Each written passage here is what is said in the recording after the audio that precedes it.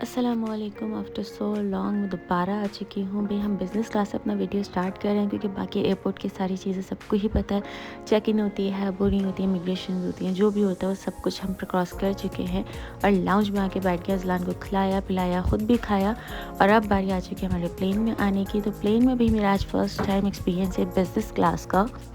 तो इस लड़के की शरारतें भाई कहीं नहीं रुकती हैं, यहाँ पे भी नहीं रुक रही थी। इसका बस नहीं चल रहा था कि मैं कहाँ जाके बैठ जाऊँ।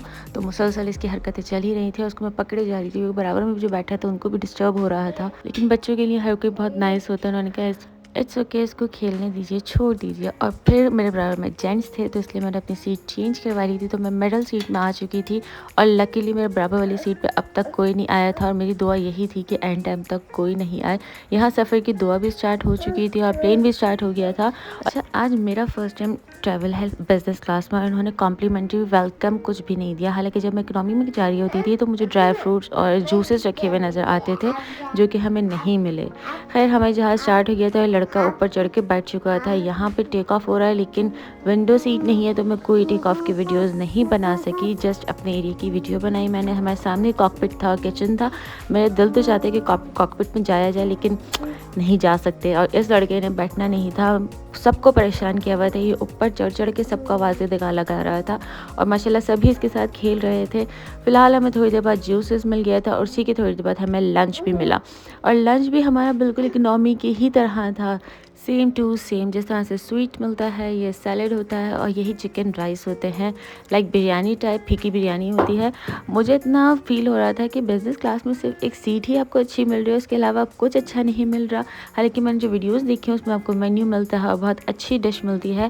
खैर जो भी था अल्हम्दुलिल्लाह बहुत अच्छा था सब कुछ। लेकिन मुझे सबसे ज़्यादा खुशी जो थी इस सीट के खाली होने की थी। मैंने इसको किया जल्दी से बेड स्टाइल क्योंकि अज़लान को मैंने बहुत मुश्किलों से सुला दिया था। तो अब मुझे इसको बेड पे लिटा के ब्लैंकेट उड़ाना था और ख़ुद भी थोड़ा रेस्ट करना था। दोपहर की फ़्लाइट थी तो हम सुबह से उठे हुए थे। अज़लान साहब तो कुछ ज़्यादा ही सुबह उठ गए थे तो अज़लान भी सो गया था। उसके बाद मैंने भी अपना बेड किया और मैं भी आराम से लेट गई थी।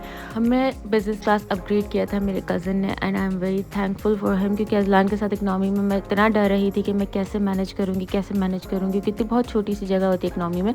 पर बिज़नेस में अल्हम्दुलिल्लाह बहुत अच्छे से ट्रैवल हुआ और हमारा लैंडिंग भी हो चुका था। विंडो सीट ना होने की वजह से लैंडिंग की भी वीडियो कोई ख़ास मैंने नहीं बनाई थी। बस ये मेरे से जितना आया मैंने उतना किया। और उसके बाद अज़लान साहब जब उठ गए थे तो इनकी शरारतें नहीं रुक रही थी।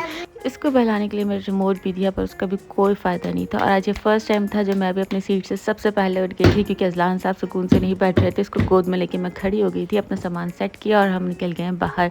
बिज़नेस में एक और ये भी अच्छा फ़ायदा है कि आपको पहले हम गेट से आउट करते हैं ताकि इकनॉमी की बारी आती है। हमारे साथ कैप्टन साहब भी बाहर आ गए थे जो हमारे आगे आगे ही चल रहे थे। और ये जो छोटे नवाब है इनको गोद में ही लेके चला जा रहा था क्योंकि मेरी स्टॉलर अभी सबमिट हो चुकी है, वो मुझे नीचे जाके मिलेगी।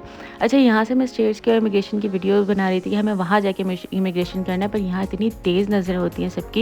इन्होंने मुझे आके बोला नो मोर वीडियोज़। तो वैसे भी इमिग्रेशन में मैं वीडियोज़ बनाती नहीं हूँ, आई नो वहाँ पर अलाउ नहीं है। बैगेज की जगह पे आ गई थी। यहाँ पे मैंने पोर्ट्रे किया, उसको मैंने अपने सारे बोर्डिंग कार्ड्स दिए कि भाई ये मेरे बैग के टैग्स हैं और आप खुद ही सबमिट कर लीजिएगा। क्योंकि भाई ये बच्चे एक जगह नहीं टिक रहा था क्योंकि इसको ये प्ले एरिया नज़र आ गया था और यहाँ इसने इतना इन्जॉय किया। और ये बहुत अच्छी चीज़ है कि आपको एयरपोर्ट पे इस बच्चे की आवाज़ें सुन लें। मैं यहाँ पे रिकॉर्डिंग कर रही हूँ, पीछे से मुसलसल ये रिकॉर्ड कर रहा था। ऐसा प्ले एरिया हर एयरपोर्ट पर होना चाहिए ताकि हर बच्चा इंजॉय कर सके। जब तक बैग का वेट हो रहा है बहुत बोर हो जाते हैं, हम बड़े बोर हो जाते हैं तो ये बच्चे तो कुछ ज़्यादा ही होते हैं। यहाँ ये स्लाइड ले रहा था और सीधा सीधा चलता हुआ आ रहा था। बड़ी मुश्किल से उसको समझाया कि सिट डाउन और फिर ये चला है। और फर्स्ट टाइम पे तो ये गिर ही गया था और सेकंड टाइम पे माशाल्लाह इसने समझ लिया था और ये बैठ भी गया और थोड़ा पीछे होकर बैठ गया था, मुझे इसको आगे करना पड़ा। और जब इसने स्लाइड किया तो ये देखिए जी बहुत ही अच्छे से खड़ा हो चुका था। माशाल्लाह बहुत अच्छा पिक करता है ये। और फिर फाइनली हमारा बैग्स आ चुके थे। अब हम बाहर जा रहे हैं लेकिन ये जो ग्रीन लाइन नज़र आ रही है ना, यहाँ पे फिर हम फंस गए थे। हमारे बैग से दोबारा चेकिंग हुई।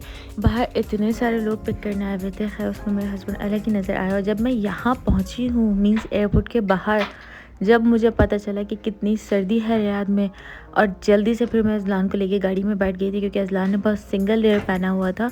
मुझे इतना आइडिया नहीं था कि रियाद में इतनी सर्दी है, पाकिस्तान में तो बहुत गर्मी थी। मैंने उस हिसाब से उसको कपड़े पहनाए हुए थे और ये गाड़ी में इतनी मासूमियत से बैठा हुआ था कि सबसे मासूम बच्चा यही है। हालांकि ऐसा बिल्कुल नहीं था, इसने बहुत तंग किया है।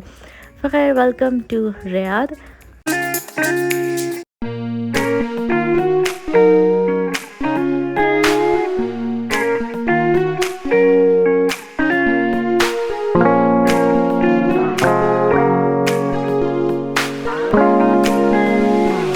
फाइनली हम घर पहुंच चुके हैं। ये एरिया देख के, घर का एरिया देख के बड़े दिल को सुकून मिला था। घर एंटर हुए, घर में सामान रखा, थोड़ा रेस्ट किया था और उसके बाद फिर हम दोबारा निकल चुके थे क्योंकि भाई रमज़ान स्टार्ट हो रहे हैं और ग्रॉसरी बिल्कुल नहीं थी घर में। ऑब्वियसली 2-3 जगह से हम सामान ले रहे होते हैं क्योंकि आटा और सब चीज़ें कहीं और से लेनी है और बाकी वेजिटेबल फ्रूट्स कहीं और से ले रहे हैं। ये नवाब साहब गाड़ी में ऐसे बैठे थे, ऐसे ही बैठ के जाएगा, सिर्फ 2 सेकंड की शांति थी, उसके बाद फिर वही हंगामा। अच्छा, यहाँ आपको ये रॉड्स नज़र आ रहे होंगे, अगर नहीं नज़र आए तो कल परसों हम निकलेंगे तो मैं आपको बताऊंगी कि यहाँ पे ये क्या हो रहा था। पूरे एरिया में रॉड्स लगाए हुए थे, लेकिन क्यों लगाए हुए थे फ़िलहाल तो मुझे भी समझ नहीं आया, लेकिन कल परसों आपको पता चल जाएगा कि ये रॉड्स क्यों लगे हुए थे। यहाँ की रोड्स देख के बड़ी तसल्ली हुई क्योंकि कराची की रोड्स का बहुत बेहाल हो चुका है। अल्लाह ताला कराची में थोड़ी सी रोड सही हो जाए। और फिर फाइनली हम मॉल पहुँच चुके हैं। बच्चा, बैग और वीडियो एक साथ संभालना इतना ही मुश्किल होता है जिस तरह अभी तबाही हुई थी। खैर, गेट बहुत प्यारा डेकोरेट किया हुआ था। अंदर जाके भी पता चला कि भाई रमज़ान डेकोरेशन हर जगह हो चुकी है। हम एज़ यूजुअल पहुँच चुके हैं लुलु हाइपर मार्केट।